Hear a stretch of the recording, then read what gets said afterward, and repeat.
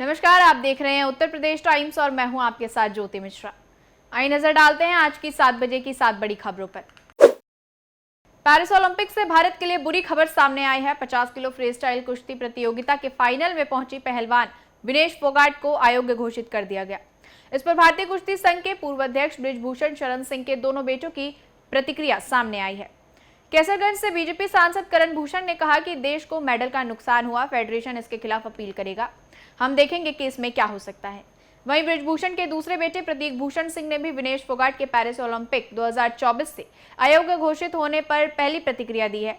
Social media site x पर बिना नाम लिखे उन्होंने कहा, अयोग्य ठहराए जाने की खबर विनाशकारी और हृदय विदारक है, दुखद है। भारत के लिए बुधवार का दिन बड़ा झटका लेकर आया। ओलंपिक में सिल्वर मेडल पक्का कर फाइनल में एंट्री करने वाली भारतीय पहलवान विनेश फोगाट को अयोग्य घोषित कर दिया गया। पीएम मोदी ने विनेश के डिस्क्वालीफाई होने पर ट्वीट किया, विनेश फोगाट का ढांढस बंधाया। उन्होंने लिखा, विनेश आप चैंपियनों में चैंपियन हैं, आप भारत का गौरव हैं और हर भारतीय के लिए प्रेरणा है। आज की हार दुख दे रही है, काश मैं शब्दों में उस निराशा को व्यक्त कर पाता जो मैं अनुभव कर रहा हूँ। साथ ही मैं जानता हूँ कि आप जुझारूपन की प्रतिमूर्ति हैं। चुनौतियों का सामना करना हमेशा से आपका स्वभाव रहा है और मजबूत होकर वापस आओ।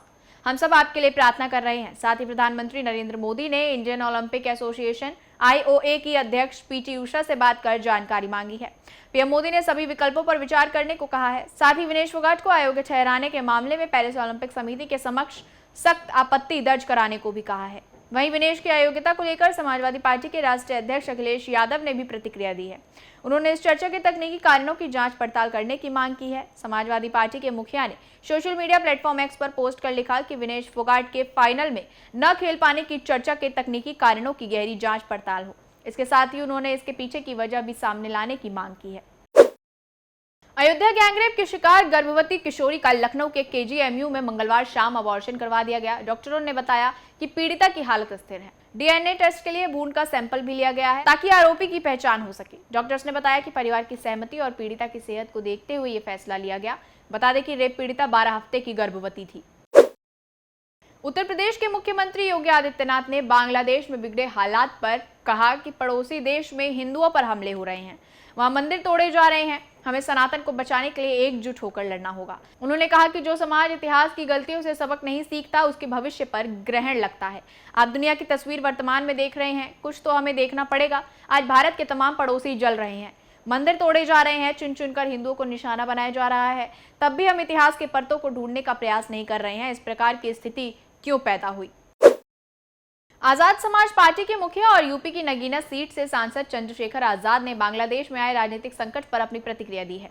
उन्होंने कहा कि किसी भी देश में ऐसा तब होता है जब सरकारें खुद को जनता का मालिक समझने लगती हैं। उन्होंने कहा कि हमारे देश में भी कई ऐसे मुद्दे हैं जिन्हें लेकर लोगों के मन में गुस्सा बढ़ता जा रहा है। सरकारों को ऐसे मुद्दों पर समय रहते कदम उठाना चाहिए। नगीना सांसद ने कहा कि हमें देखना चाहिए कि बांग्लादेश की स्थिति कैसे हुई। कभी कभी हुकूमत खुद को मालिक समझने लगती है और फिर वो ऐसे कानून बनाने लगती है जो जनता का मजाक बनाने वाले कानून होते हैं, तब ऐसा खामियाजा भुगतना पड़ता है। उन्होंने कहा कि बांग्लादेश में भी बहुत बेरोजगारी है, वहां भी इसी तरह महंगाई ने नुकसान पहुंचाया है, उसका खामियाजा जनता के विरोध के रूप में भुगतना पड़ा। पूर्वांचल का कुख्यात अपराधी शार्प शूटर और 1 लाख रुपए का इनामी बदमाश पंकज यादव मथुरा से यूपी में STF के हाथों मारा गया। पंकज यादव बाइक से जा रहा था, पुलिस ने उसे रोका तो उसने फायरिंग कर दी। जवाबी फायरिंग में वो मारा गया, जबकि उसका एक साथी भागने में कामयाब रहा। यह एनकाउंटर बुधवार की सुबह करीब 4 बजे मथुरा आगरा हाईवे पर फरहा थाना क्षेत्र में हुआ। पंकज यादव मुख्तार अंसारी, शाहबुद्दीन और मुन्ना बजरंगी गैंग का शार्प शूटर रहा है। वो मऊ में ठेकेदार मन्ना सिंह का हत्याकांड के गवाह पुलिस वाले हत्या का मुख्य आरोपी था। मध्य प्रदेश और राजस्थान में हो रही बारिश और कोटा बैराज से 12,000 क्यूसेक पानी छोड़े जाने के बाद मंगलवार शाम करीब 6 बजे यूपी के आगरा में चंबल नदी का जलस्तर 124.9 मीटर पहुंच गया। सोमवार को चंबल नदी का जलस्तर 120 मीटर पर था। मंगलवार सुबह यह करीब 123 मीटर पर पहुंच गया था। 24 घंटे में चंबल नदी का जलस्तर 5 मीटर बढ़ गया। ऐसे में नदी के तटवर्ती गांव में हड़कंप मचा हुआ है। गांव में राजस्व टीमें तैनात कर दी गई हैं। चंबल नदी में बाढ़ के चलते पानी खेत और खादरों में भर गया है। फसलें डूब गई हैं। नदी में लगातार बढ़ रहे जलस्तर और तेज बहाव के चलते मगरमच्छ और घड़ियाल खादरों की तरफ बढ़ने की आशंका है, जिससे तटवर्ती गांव के लोग भयभीत हैं। ग्रामीणों ने अपने जरूरी सामान को ऊंचे स्थान की ओर पहुंचाना शुरू कर दिया है। फिलहाल इस बुलेटिन में इतना ही। यूपी से जुड़ी तमाम बड़ी खबरों के लिए देखते रहिए उत्तर प्रदेश टाइम्स। धन्यवाद। हम हैं देश के दिल, उत्तर प्रदेश की धड़कन। उत्तर प्रदेश टाइम्स।